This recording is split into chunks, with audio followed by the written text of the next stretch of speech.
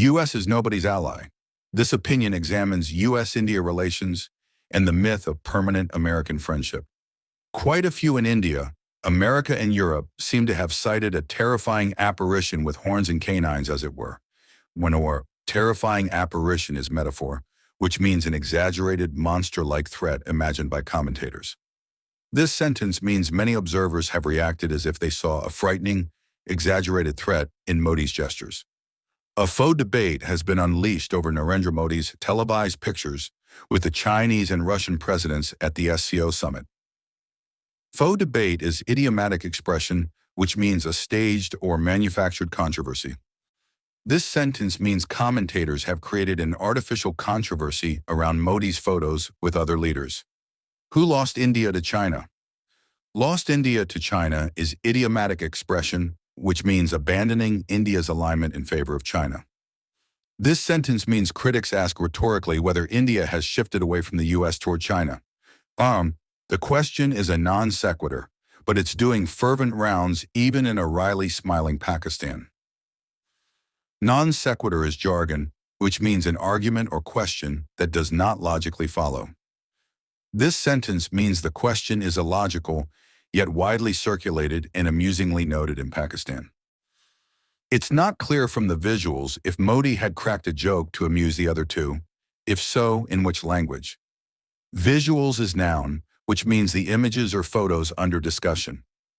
This sentence means photos do not reveal whether Modi was joking or what was said, or whether the Russian or the Chinese had said something funny to make him guffaw. Guffaw is verb, which means to laugh loudly and boisterously. This sentence means it is possible the other leaders made a joke that made Modi laugh. The truer picture could well be that a jilted Modi hijacked the occasion to thumb his nose at Donald Trump, accused of pushing India into China's embrace. Thumb his nose is idiomatic expression, which means to show contempt or mock someone publicly. This sentence means Modi may have used the meeting to publicly snub Trump in response to perceived pressure. Those accusing Trump of betraying India haven't learned from history. Betraying is verb, which means acting disloyally or treacherously toward an ally. This sentence means people who claimed Trump has abandoned India ignore historical patterns. They can't seem to see from the past what other Trumps have done to other Modis. Other Trumps is metaphor, which means other U.S. leaders who acted unpredictably. This sentence means past U.S. presidents have similarly acted in ways that surprised or harmed partners. Not unlike them, Modi too is not ditching Trump for Xi Jinping or any other. Ditching is verb, which means abandoning or leaving behind. This sentence means Modi is not severing ties with the U.S. in favor of China. Nor is India under Hindutva's watch walking away from the U.S. Hindutva is jargon, which means the Hindu nationalist ideological current associated with the BJP. This sentence means India's ruling ideology has not led the country to abandon the U.S. Let's consider a few memorable examples of those that were stabbed in the back by the U.S., but who still never had the courage to walk away. Stabbed in the back is idiomatic expression which means betrayed unexpectedly by an ally. This sentence introduces examples of partners betrayed by the U.S. yet remaining allied. Take Europe. Europe is noun which means the collective nations of the European continent. This sentence signals Europe as the first example. NATO. NATO is technical term which means the North Atlantic Treaty Organization, a military alliance. This one-word sentence poses a rhetorical question about NATO's reliability. Closest allies. Closest allies is noun phrase which means the most trusted partner countries. This rhetorical fragment questions whether NATO members are truly close friends. Of course they are not. Are not is verb phrase which means they do not qualify as such. This sentence asserts NATO and key allies cannot be fully trusted. Look closely at the charade orchestrated to serve the interest of the UK and the US principally. Charade is metaphor, which means a deceptive or staged performance. This sentence accuses the US and UK of staging diplomatic acts to serve their own interests. 3 remaining members of the Anglosphere from the Five Eyes Canada, Australia, and New Zealand might be included if it interests the main 2. Anglosphere is jargon, which means the group of English-speaking countries sharing cultural and security ties. This sentence observes that even polities of shared language follow US and UK lead when convenient. NATO and Europe stand wrecked. Stand wrecked is metaphor, which means severely damaged or undermined. This sentence claims alliances and European unity have been badly harmed. Thanks to Edward Snowden, we learned through documents he revealed that the US intelligence was monitoring Chancellor Merkel's personal mobile phone. Edward Snowden is proper noun, which means the whistleblower who leaked US surveillance documents. This sentence refers to Snowden's revelations about US spying on Allied leaders, like Merkel. The surveillance reportedly began as early as 2002, before she even became chancellor, and continued until at least 2013. Surveillance is jargon, which means monitoring communications or activities. This sentence gives the time frame of the alleged spying. Merkel was reported to be furious, famously telling President Obama, "Spying among friends is never acceptable." Spying among friends is idiomatic expression which means covert surveillance of allied nations. This sentence quotes Merkel's outrage at being spied upon by a close partner. It didn't end there for Germany. Didn't end there is idiomatic expression, which means the issue had further consequences. This sentence signals additional U.S. actions that harm Germany. Joe Biden, according to compelling insights shared by Pulitzer-winning Seymour Hersh, blew up the undersea gas lifeline from Russia, choking Germany into obsequious submission to America. Blew up is phrasal verb, which means to destroy or sabotage. This sentence alleges, citing Seymour Hersh, that an action damaged Germany's energy link to Russia and increased dependence on the U.S. Those accusing Trump of betraying India haven't learned from history.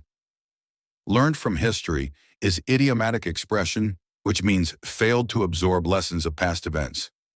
This repeated sentence emphasizes that critics ignore historical patterns of U.S. behavior. Incident: WikiLeaks revealed how multiple French presidents and high-level French government officials were spied on over a period of years. WikiLeaks is proper noun, which means the platform that published classified documents. This sentence cites further examples of U.S. surveillance against Allied leaders. The reports did not always specify which presidents, but the timeline suggests it included the administrations of Jacques Chirac, Nicolas Sarkozy, and François Hollande. Timeline is noun, which means the sequence of events over time. This sentence indicates the surveillance spanned several French administrations. Targeting France didn't end there. Targeting is verb, which means singling out for action. This sentence signals another episode of betrayal toward France.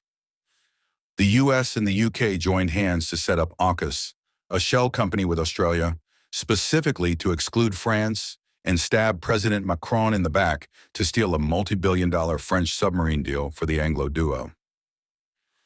AUKUS is a technical term, which means the security pact between Australia, UK, and US. This sentence alleges AUKUS sidelined France to secure a major defense contract. Macron winced, but that was that. Winced is verb, which means to show visible discomfort. This sentence means France protested, but ultimately the issue passed. When capitalism is in crisis, it devours its own. Devours its own is a metaphor, which means the system harms even its traditional allies. This sentence asserts that economic competition can turn allies against each other. Europe is experiencing it firsthand. Firsthand is adverb, which means directly or personally. This sentence means Europe is directly facing such betrayal. Why would Modi not walk away from Trump? Walk away is phrasal verb, which means to abandon or break relations. This rhetorical question asks why India would not sever ties with the U.S. It's not only because a key capitalist friend is facing criminal charges in the U.S. and might need the White House for presidential help if it came to that. Criminal charges is jargon, which means legal accusations of serious wrongdoing. This sentence suggests one pragmatic reason India stays aligned is mutual interest in protection. Besides, the U.S. has also named Indian intelligence as accomplices in a plot to assassinate Sikh Americans in America who Delhi sees as terrorists. Accomplices is noun, which means alleged partners in wrongdoing. This sentence notes a serious U.S. allegation that complicates ties, yet does not sever them.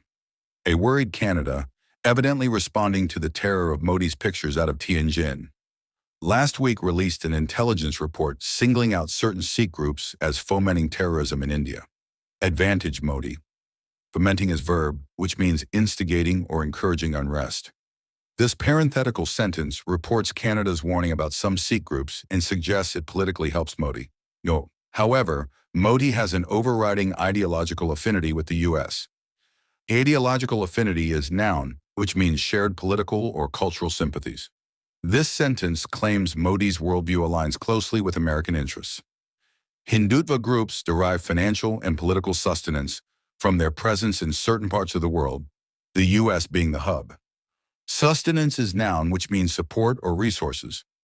This sentence says supporters of Hindutva receive funding and backing from abroad, notably the U.S. If these groups were to try to set up shop in China, for example, they would likely be committed to a re-education regime a la Muslim extremists of Xinjiang. Re-education regime is jargon, which means state programs to forcibly change beliefs and behavior.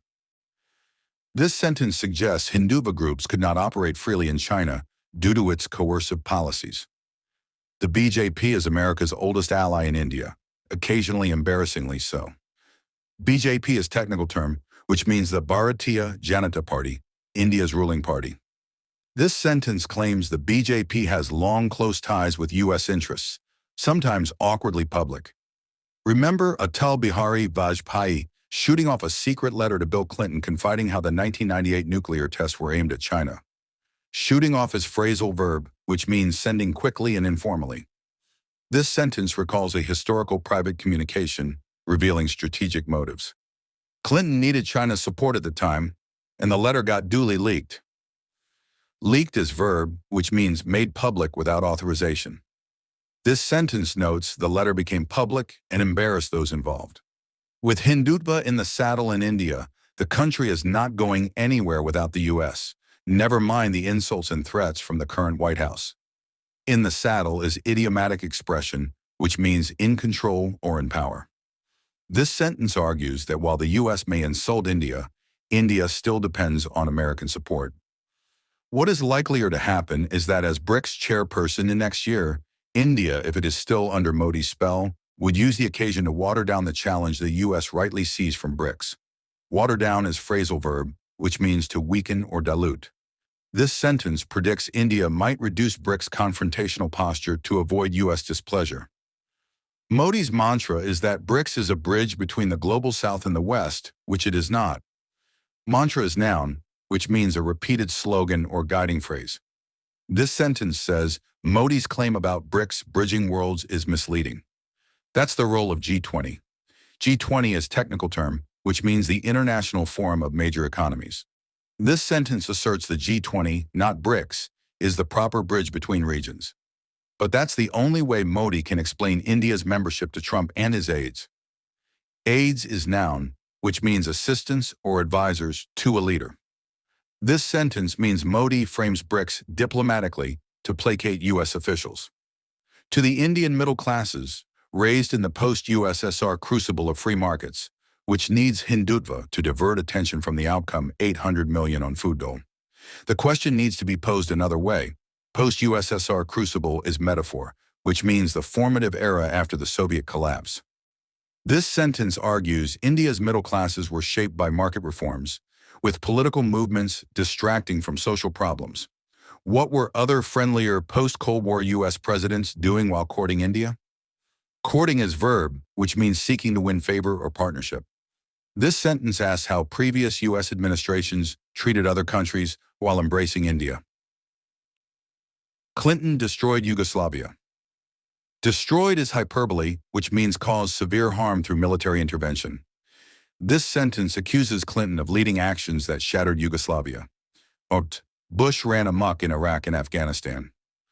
Ran amok is idiomatic expression which means acted wildly or recklessly. This sentence criticizes George W. Bush's military campaigns.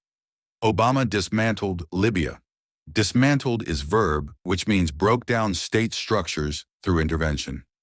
This sentence blames Obama for interventions that destabilized Libya.